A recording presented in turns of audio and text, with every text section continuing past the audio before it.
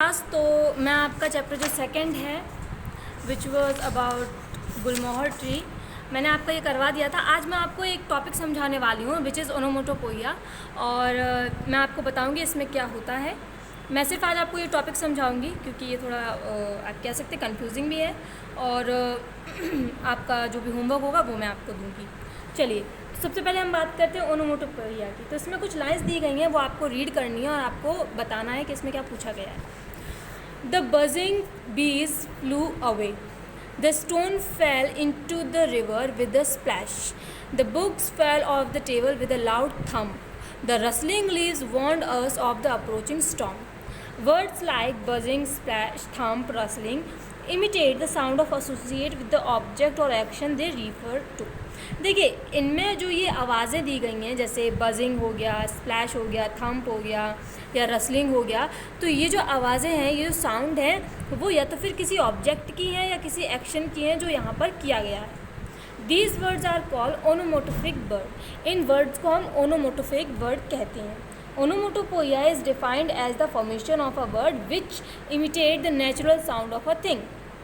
ओनोमोटोपोइया क्या होती है आपकी, ये ऐसे साउंड होते हैं या ये एक ऐसी तरीके की आवाज़ों को बताते हैं जो कि नेचुरल साउंड होते हैं। मतलब किसी भी वस्तु के गिरने, उठने, बैठने पर जो साउंड होते हैं वो नेचुरल, ये बनाए नहीं जाते हैं। जैसे ड्रम की आवाज़ है तो वो बनाई जा सकती है, धुन बनाई जा सकती है, लेकिन ये जो आवाज़ें हैं वो नेचुरल होती हैं। ठीक है, अगर पानी बह रहा है तो बहते हुए जो आवाज़ आती है, आप उसको ऐसा नहीं कि अचानक से किसी ने बजा दिया उस वॉइस को, साउंड को, वो ऑलरेडी सुनाई आपको देता है। ठीक है, तो look at this sentence and find them in the story, they are onomatopoeic word. तो आपको कुछ यहाँ पर सेंटेंस दिए गए हैं और आपको ये सारी चीज़ें जो हैं वो बुक में आपके मिल जाएंगी, जो आपका चैप्टर है उसमें। तो आपको बताना है कि इसमें ओनोमोटोपोइक वर्ड को आपको देखना है। एंड येट द वाटर गरगल, तो गरगल जो पानी की आवाज़ है उसको हम गरगल कहते हैं, तो ये भी आपका ओनोमोटोफिक वर्ड हो गया।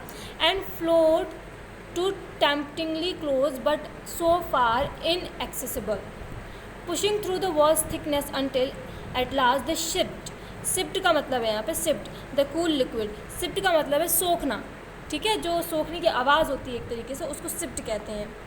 Saint it back to their grateful parent. The root form of finally mashed sheave and sucked.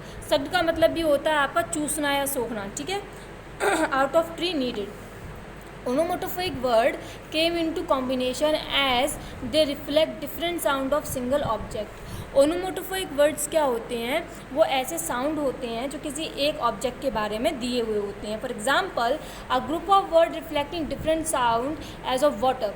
अच्छा, वाटर जो है वो आपका डिफरेंट साउंड निकाल सकता है। मतलब जैसे प्लॉप, स्प्लैश, गश, गरगल, स्प्रिंकल, ड्रिजल और ड्रिप, ये सभी जो है वाटर के साउंड होते हैं।